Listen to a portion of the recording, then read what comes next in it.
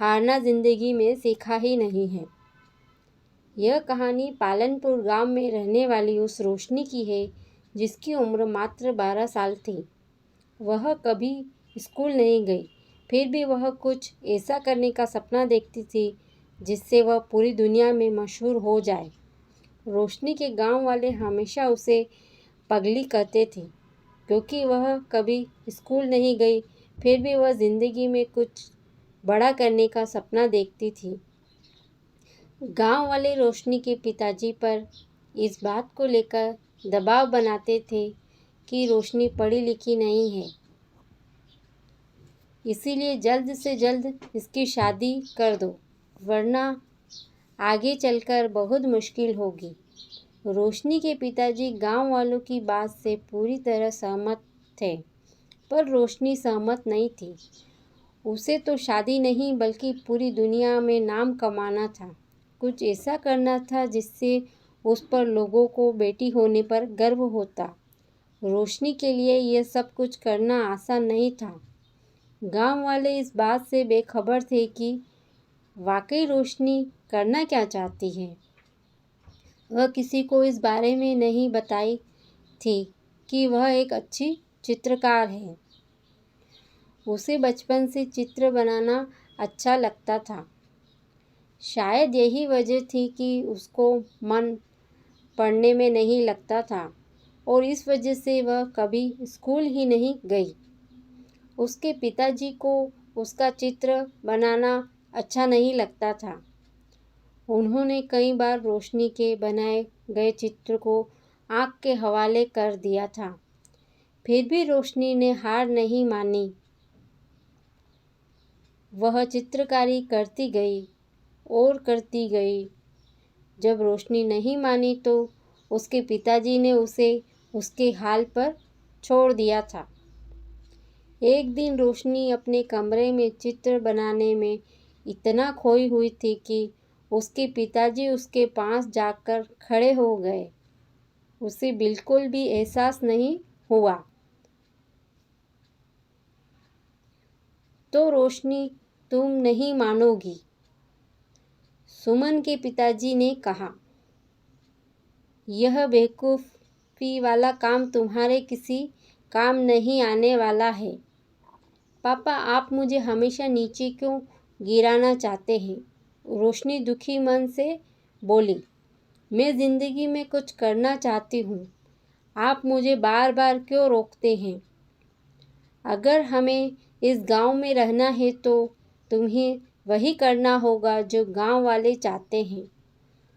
कभी नहीं, मैं जो चाहती हूँ वही करूँगी, चाहे जो हो जाए। रोशनी दृढ़ संकल्प से बोली। मुझे हराना किसी के लिए इतना आसान नहीं है। तुम यह नहीं चाहती ना कि मैं तुम्हारे सारे सपनों को जलाकर राख कर दूं? पापा, इंसान में इतनी ताकत कहाँ कि वह भगवान के दिए गए हुनर को जलाकर राख कर दे। रोशनी ने कहा। आपने मेरे बनाए गए चित्रों को जलाया है, मेरी हुनर को नहीं।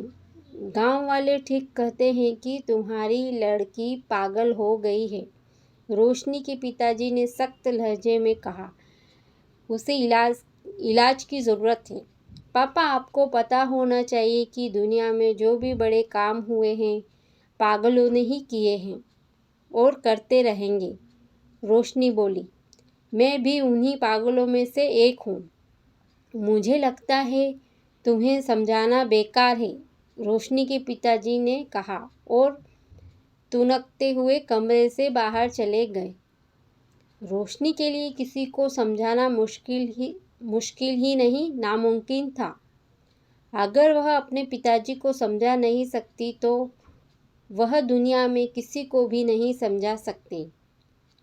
वह घर छोड़कर गांव से दूर चली जाना चाहती थी, पर वह इस डर से गांव नहीं छोड़ना चाहती थी कि गांव वाले उसके पिताजी का यह कहकर जीना मुश्किल कर देंगे कि उनकी लड़की किसी के साथ भाग गई। गांव वाले तो बस कहने का मौका ढूंढते रहते हैं।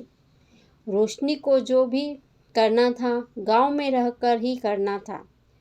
वह गांव वालों को सफल होकर दिखाना चाहती थी, ताकि वे भी अपनी बेटियों को आगे बढ़ाने का मौका दे और उनकी बेटियां अपने पैरों पर खड़ी हो सके। एक दिन रोशनी के मन में यह विचार आया कि वह गांव में अपने बनाए गए चित्रों की प्रदर्शनी लगाएगी और पास के 10 गांवों में प्रचार प्रसार के लिए जाएगी। वह इस बारे में बात करने के लिए अपने पिताजी के पास गई। शायद उसे इस काम में किसी की मदद की आवश्यकता थी। पापा, मैं आपसे कुछ कहना चाहती हूँ, रोशनी ने अपने पिताजी से कहा। शायद आपको अच्छा लगेगा कि नहीं, बोलो, क्या कहना चाहती हो? मैं गांव में अपने बनाए गए चित्रों की प्रदर्शनी लगाने जा रही हूँ, रोशनी ने कहा। इस प्रदर्शनी में लोगों को मेरे हुनर के बारे में पता लगेगा तो वो हमें कुछ नहीं कहेंगे, बल्कि मुझ पर गर्व महसूस करेंगे। गर्व? और तुम पर? रोशनी के पिताजी ने गंभीरता से कहा। यह कभी नहीं हो सकता। शर्त लगा लो। किस बात की शर्त? यही कि अगर गांव वालों को तुम पर गर्व नहीं हुआ तो क्या पिताजी, तुम चित्रकारी छोड़ शादी करके यहाँ से चली जाओगी? रोशनी के पिताजी ने कहा। मंजूर है तुम्हें ये शर्त? तो मंजूर है, पर रोशनी बोली, आपको मेरी प्रदर्शनी का प्रचार प्रसार पास के 10 गांवों में करना है। हाँ, मैं तैयार हूँ। तो मैं भी तैयार हूँ, रोशनी ने कहा। देखना है कि किसकी जीत होती है और किसकी हार। रोशनी और उसके पिताजी प्रदर्शनी की तैयारी में जी जान से जुट गए। रोशनी के पिताजी अपने खास दोस्तों के साथ पास की 10 गांवों में प्रदर्शनी के प्रचार प्रसार के लिए गए और उन्होंने घर घर जाकर प्रचार प्रसार किया। रोशनी खुश थी कि उसकी प्रदर्शनी देखने के लिए 10 गांवों से लोग आने वाले थे। तैयारी भी अच्छी खासी हुई और यही नहीं, 3 दिन चलने वाली इस प्रदर्शनी को देखने आने वालों में काफ़ी खुशी दिख रही थी। प्रदर्शनी के उद्घाटन के लिए शहर से जिला अधिकारी को बुलाया गया था। जिला अधिकारी ने गांव वालों के सामने रोशनी को यह कहकर शाबाशी दी कि भगवान करे ऐसी लड़की हर माँ बाप को दे, जिससे गांव की नहीं बल्कि पूरा देश रोशन होता है। प्रदर्शनी शुरू हो गई। 10 गांवों में से प्रदर्शनी देखने आने लोगों का मेला लग गया। जो भी प्रदर्शनी में लगे रोशनी के हाथों से बनाए गए चित्रों को देखता था, दांतों तले उंगली दबा लेता था। रोशनी ने गांव के जीवन को बेहतरीन तरीके से कैनवास पर उतार दिया था। रोशनी के हर चित्र में पिता का दुलार और माँ का प्यार झलकता था, जो कि सबको मंत्रमुग्ध कर लेती थी। प्रदर्शनी देखने आने वालों में रोशनी के गांव से बहुत कम लोग आए हुए थे, जबकि दूसरे गांव से आने वालों की भीड़ लगी हुई थी। दूसरे गांवों से प्रदर्शनी देखने आने वालों लोगों ने रोशनी को सम्मान के साथ साथ प्रस्तावना राशि भी दी, जिसकी मदद से उसने दूर दराज के गांव में प्रदर्शनी लगाने का फैसला किया। पापा, बताइए कौन जीता? और रोशनी ने प्रदर्शनी खत्म होने के बाद अपने पिताजी से कहा। कौन हारा? तुम जीत गई बेटी, रोशनी के पिताजी ने कहा। मुझे नहीं पता था कि तुम्हें अपने काम से इतना सम्मान और पैसा मिलेगा। तुमने तो हमारा सर गर्व से ऊंचा कर दिया। भगवान ऐसी बेटी हर घर में दे।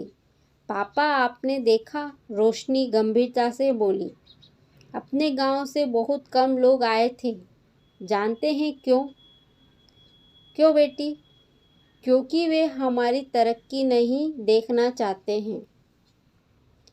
बेटी, मैं भी तुम्हारा दोषी हूँ, रोशनी के पिताजी ने अपराध बोध की भावना से कहा। मैंने तुम्हें बहुत परेशान किया। मैंने तुम्हारे बनाए गए चित्रों को जलाया, जो मुझे नहीं करना चाहिए था। पापा, अगर आप मेरे साथ प्यार से पेश आते तो शायद आज मैं जहाँ हूँ वहाँ नहीं होती, रोशनी ने कहा। पापा, आपकी हर बात से मुझे और अधिक प्रयास करने की ताकत मिलती थी। रोशनी पिताजी का साथ पाकर बहुत खुश थी, और क्यों नहीं, अब वह और ज़्यादा प्रयास करके और ज़्यादा ऊपर जाएगी। वह अपने कला को और ज़्यादा निखारने का प्रयास करती रही और साथ ही दूर दराज के गांव में प्रदर्शनी भी लगाती रही। एक दिन भगवान ने रोशनी के साथ जो किया वह किसी आती रही। एक दिन भगवान ने रोशनी के साथ जो किया वह किसी के साथ ना करे। एक हादसे ने रोशनी का सब कुछ बर्बाद कर दिया। उसके दोनों हाथ चले गए। उसके सारे सपने टूटकर बिखर गए। वह निराश जिंदगी से हारी हुई चुपचाप घर के आंगन में बैठी रहती थी। उसके पिताजी का रो रो कर बुरा हाल था। उनसे अपनी बेटी का दुख नहीं देखा जा रहा था। शायद इसीलिए वे उसके सामने बहुत कम आते थे। रोशनी खुद को समझाने की पूरी कोशिश करती थी कि उसकी कहानी इतनी आसानी से ख़त्म नहीं होने वाली। अब उसकी लड़ाई ना पापा से है और न ही गांव वालों से है। अब उसकी जंग किस्मत से है। अब चाहे जो हो जाए, वह किस्मत को हराकर मानेगी, दुनिया में नाम कमाकर मानेगी। रोशनी एक बार फिर नए सिरे से शुरुआत कर दी। इस बार वह हाथ से नहीं बल्कि पैरों से चित्र बनाने की कोशिश कर रही थी, जिसे देखकर उसके पिता का दिल पसीज गया। बिटिया, यह क्या कर रही हो? रोशनी के पिताजी ने कहा। अब तो मान जाओ। पापा, मैं कभी हार नहीं सकती, रोशनी बोली। मेरी कहानी इस तरह ये ख़त्म नहीं हो सकती। क्या तुम्हें लगता है कि तुम इस तरह से अपने सपने को पूरा कर लोगी? पापा, अगर इरादे पक्के हो तो कोई भी काम इस दुनिया में मुश्किल नहीं है, रोशनी ने कहा। मेरे से ज़्यादा लोग हादसे झेलते हैं, फिर भी कामयाब होते हैं। बेटी, प्रयास करो, मैं हमेशा तुम्हारे साथ हूँ, रोशनी के पिताजी ने कहा। तुम्हारे प्रयास से तुम्हारी बदकिस्मत भी हार जाएगी। और इस तरह से कई सालों के मेहनत के बाद एक बार फिर रोशनी की ज़िंदगी अपने ट्रैक पर वापस लौट आई। उसके टूटे हुए सपने एक एक करके जुड़ने लगे। वह गांव से लेकर शहर तक अपने चित्रकारी के लिए मशहूर होने लगी। जो गांव वाले रोशनी की तरक्की से जलते थे, हादसे के बाद के उसके लिए दुआ करने लगे थे। भगवान भी उसके प्रयास के सामने हार गए थे और वे रोशनी को वह देने के लिए मजबूर हो गए जिसकी वह हकदार थी। पूरी दुनिया में नाम कमाने का मौका एक दिन था। रोशनी ने खुद से कहा, लोग मेरे खिलाफ थे, यहाँ तक कि मेरे पिताजी भी नहीं चाहते थे कि मैं अपना नाम कमाऊं। मेरी पहली प्रदर्शनी ने मेरे पिताजी की आंखें खोल दी कि उनकी बिटिया भी कुछ कर सकती है। बहरहाल एक हादसे ने मेरा सब कुछ बर्बाद कर दिया। मेरे दोनों हाथ चले गए। मैं टूट चुकी थी। मुझे नहीं लगता था कि अब मैं कुछ कर पाऊंगी, पर मुझसे कहीं ना कहीं वह चिंगारी थी जो मुझे एक बार फिर आग बनने का मौका दिया। मानो नए सिरे से प्रयास शुरू किया और देखते ही देखते सब कुछ मेरे लिए एक बार फिर आसान हो गया। और मैं पूरी दुनिया में नाम बनाने के लिए आगे बढ़ी। हादसे में आदमी मरता है पर उसके जज्बात जिंदा रहते हैं। एक प्रयास से सब कुछ बर्बाद होने से बच जाता है। आदमी तब तक ख़त्म नहीं होता जब तक उसके हौसलों में जान होती है। यही वे हौसले हैं जिसमें सपनों को पहचान मिलती है। रोशनी ने अपने पापा का नाम रोशन कर दिया।